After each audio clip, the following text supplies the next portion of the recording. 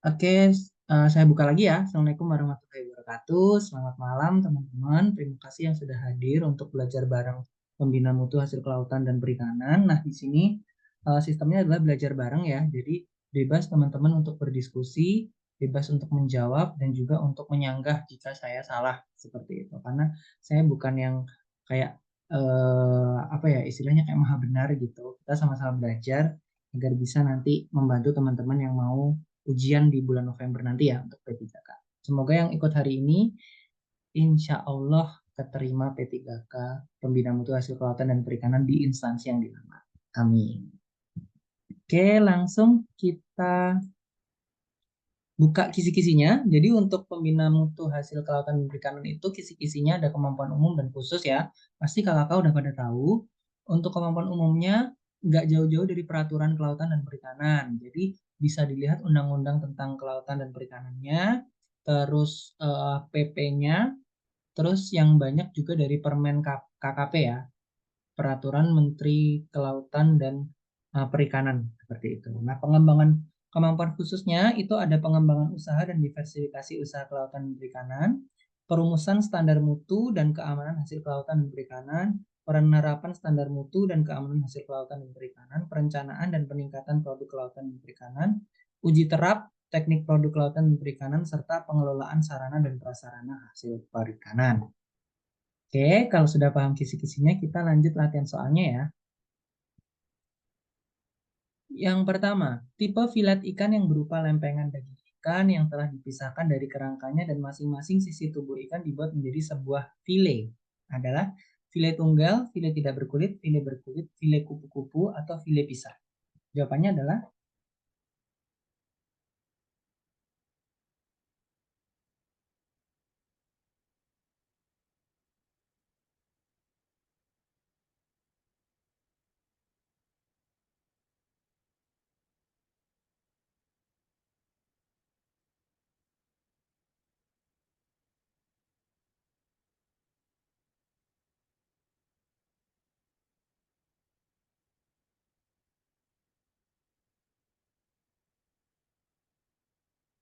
boleh di komen ataupun dijawab langsung ya kakak-kakak.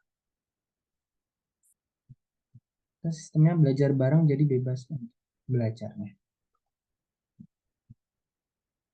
Oke, jawabannya adalah file tunggal ya. Jadi penjelasannya adalah file tunggal itu adalah tipe file ikan yang berupa lempengan daging ikan yang telah dipisahkan dari kerangkanya dan masing-masing sisi tubuh ikan dibuat menjadi sebuah file. Kayak gitu ya.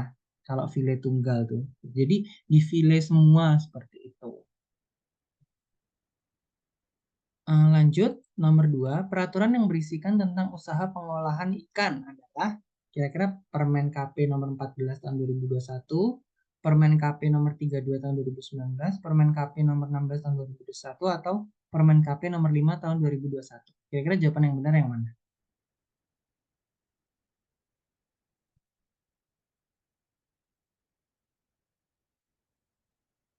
Oke, thank you Kak Niswatin Ulia sudah menjawab. Kita cek ya, apa benar jawabannya yang D. Ya, benar. Jadi, KKP berinisiasi menerbitkan Permen KKP Kelautan dan Perikanan nomor 5 tahun 2021 tentang usaha pengolahan ikan guna meningkatkan kualitas dan daya saing industri pengolahan ikan di dalam negeri. Lanjut, nomor 3. Peralatan laboratorium yang berfungsi untuk mengamankan proses-proses analisis yang harus melibatkan penggunaan bahan kimia berbahaya dan menguap seperti etanol, ether, dan asam sulfat dilengkapi dengan exhaust fan untuk menarik udara keluar yang disebut apa? Tanur, desikator, foam hood, atau water bath.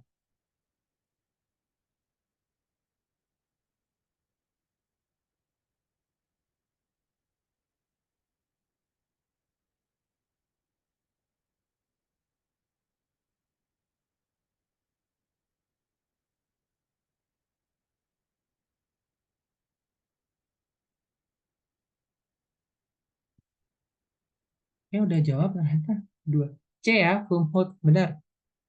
Benar Kak Nisha Nisfatin Ulia, maaf. Foam hood ya. Jadi foam hood itu gunanya untuk mengamankan proses analisis yang melibatkan penggunaan bahan kimia berbahaya. seperti tadi ya. Nah ini Kumhut itu dilengkapi exhaust fan, kipas pembuang yang menarik udara keluar dari ruang kerja di dalam hood, sehingga mencegah uap berbahaya atau bau yang tidak diinginkan menyebar ke ruang laboratorium. Jadi dia tuh kayak kalau apa namanya nge-lab gitu ya, yang di alat-alat kimia berbahaya itu tuh ada kayak tempat khususnya gitu, namanya foam hood gitu. Itu ada kayak exhaust fan. Jadi eh, udara apa ya, gas-gas yang keluar yang dipakai itu dikeluarkan langsung ke udara bebas biar nggak meracuni orang yang di dalam laboratorium, pakai exhaust fan. Lanjut, berapa suhu minimal untuk menyimpan produkku? Ayo, ini mudah sih, tapi kadang terkecoh jawabannya.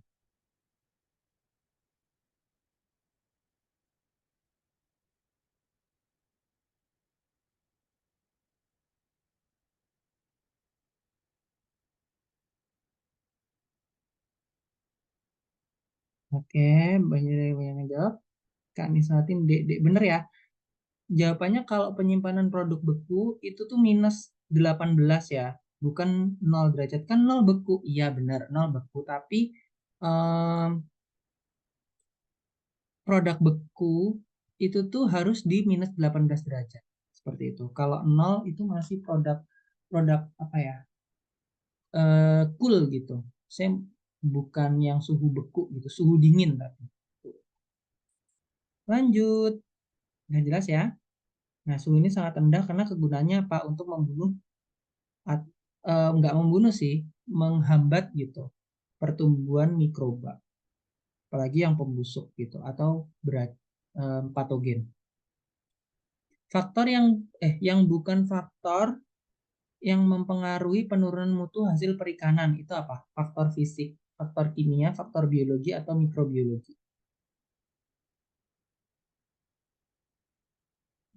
Penurunan mutu.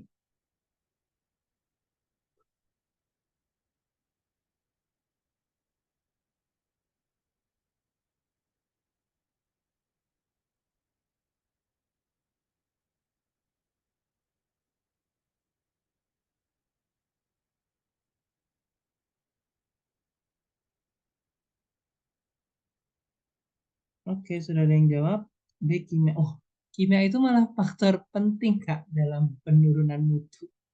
Kayak munculnya kadar histamin kayak gitu-gitu. Yang nggak masuk tuh fisik. Penjelasannya ini. Faktor fisik biasanya mengacu pada sifat fisik bahan, bentuk, warna, tekstur gitu.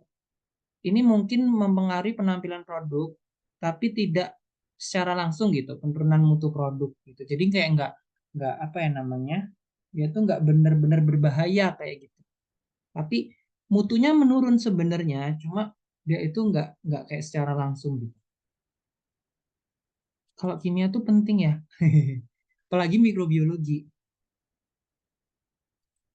Next, suatu jalur perairan yang berdekatan dengan batas laut teritorial dapat melaksanakan hak pengawasan tertentu untuk mencegah pelanggaran. Disebut laut teritorial, perairan kepulauan, zona tambahan, atau landasan kontinen.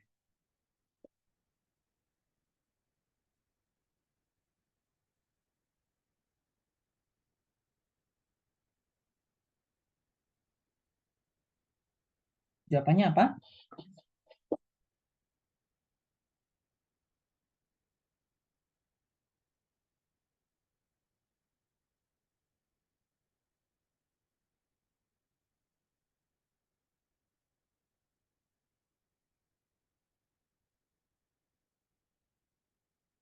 D ya. Zona tambahan, jawabannya yang benar. Penjelasannya ini. Zona tambahan itu disebut juga zona kontinuitas, yaitu zona perairan yang mencakup wilayah laut yang berada di luar batas laut teritorial suatu negara, tetapi masih dianggap sebagai wilayah di bawah jurisdiksi negara tersebut. Jadi sebenarnya di luar teritorialnya, tapi dia masih masuk di dalam jurisdiksinya negara tersebut. Nah, negara di zona itu, kontinuitas itu berhak untuk melaksanakan pengawasan dan tindakan tertentu untuk melindungi keamanan dan kepentingan nasionalnya, seperti pencegahan pelanggaran keamanan atau kepentingan lingkungan laut. Seperti itu ya. Ini tuh konsep yang ada di UNCLOS. Nih, ya.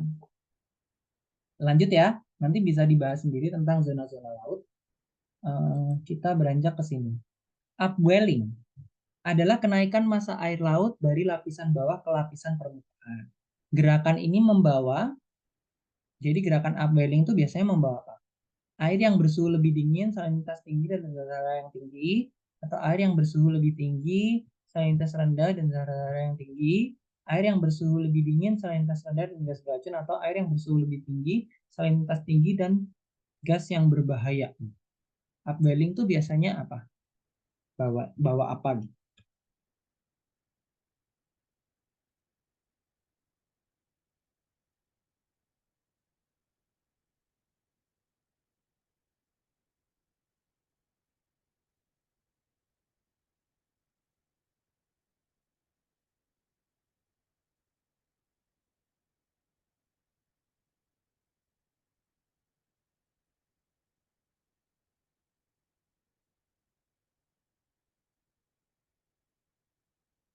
Oke, udah ada yang jawab. Thank you, Kak Niswatin. A atau B ya. Nah, tahu upwelling nggak kira-kira, Kak?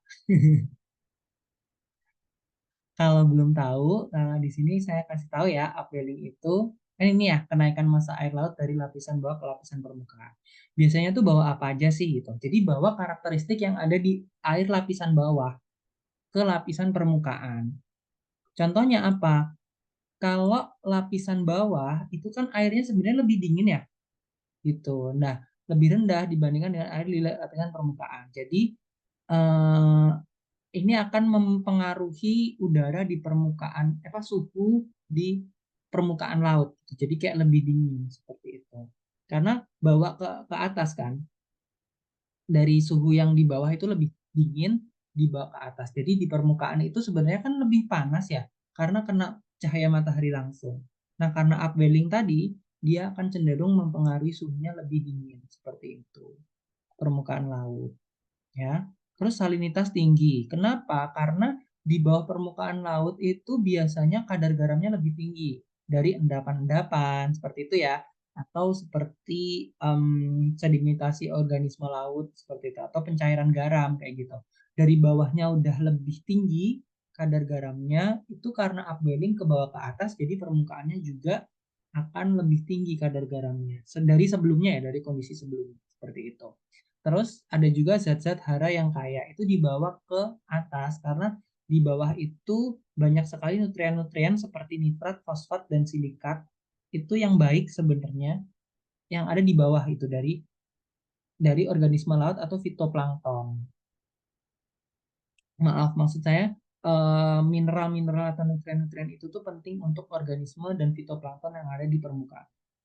Seperti itu. Jadi upwelling sendiri akan meningkatkan produktivitas ekosistem laut yang ada di permukaan. Seperti itu ya. Karena kan makanannya jadi lebih banyak gitu kan dibawa dari bawah ke atas. Semoga paham ya. Lanjut. Perbedaan komposisi tubuh dari setiap spesies akan mempengaruhi mutu. Ikan yang mudah membusuk adalah jawabannya apa?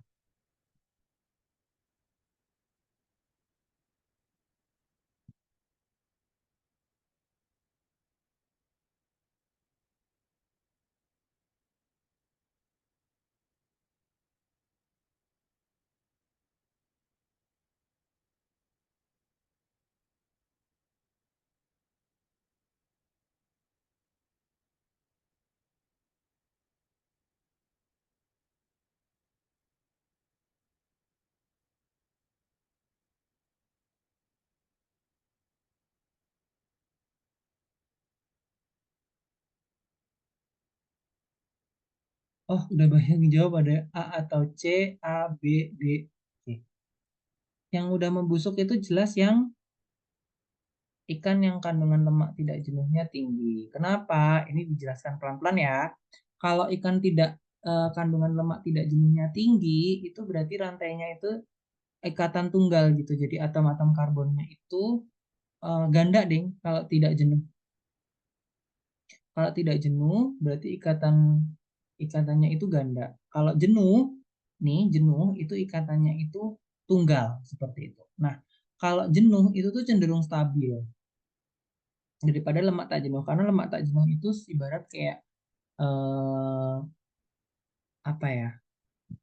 Dia itu kan rangkap ya, rangkap itu jadi kayak mudah dipecah kayak gitu, yang rentan terhadap oksidasi.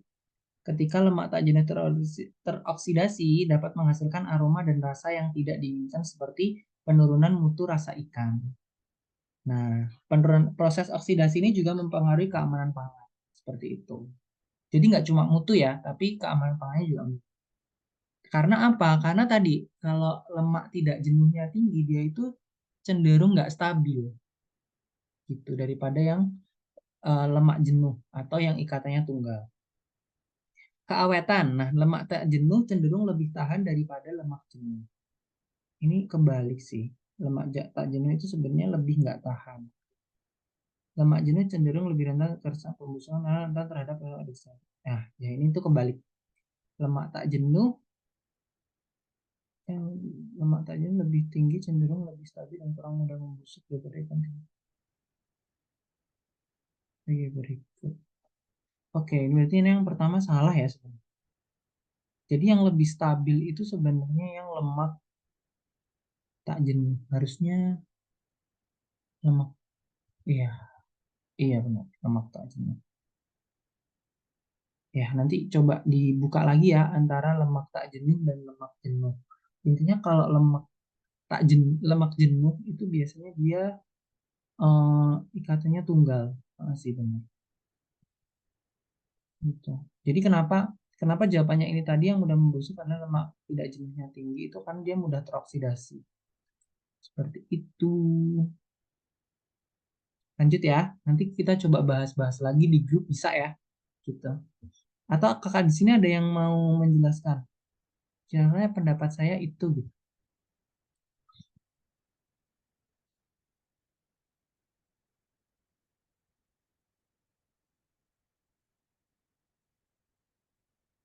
Sebenarnya kalau tidak jenuhnya tinggi itu dia lebih mudah teroksidasi karena dia itu apa ya namanya kondisinya itu tuh rentan gitu. C itu kan rantainya ada tangannya ada 4 ya. Nah kalau umpamanya nggak jenuhnya itu lebih tinggi jadi kayak dia kayak mudah terpotong gitu loh daripada yang apa ya rantainya itu satu gitu tangannya itu satu gitu. Oke nanti dibuka lagi.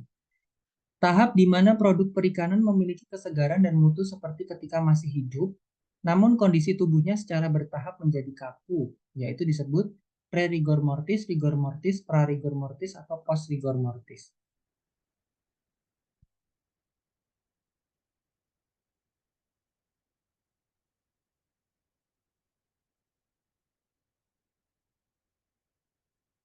Nah, ada banyak yang jawab nih, thank you.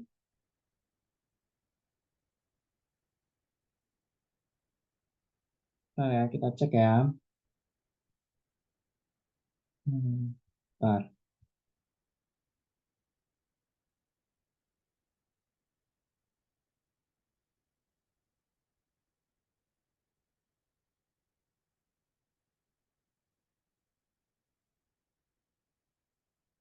Bang Rigor. Bang Tigor, woi. Jawabannya rigor mortis ya. Rigor mortis adalah tahap di mana produk perikanan memiliki kesegaran dan mutu seperti ketika masih hidup, namun kondisi tubuhnya secara bertahap menjadi kaku. Hingga tahap rigor mortis ini, ikan dapat dikatakan masih segar. Namun memasuki tahap post rigor mortis, proses pembusukan daging ikan itu dimulai. Gitu.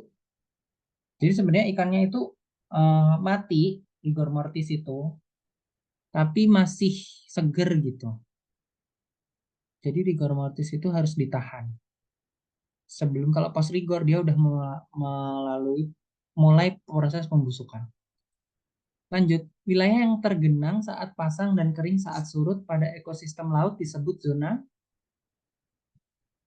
zona apa? Kalau pas pasang tergenang, kalau kering, kalau pas surut kering.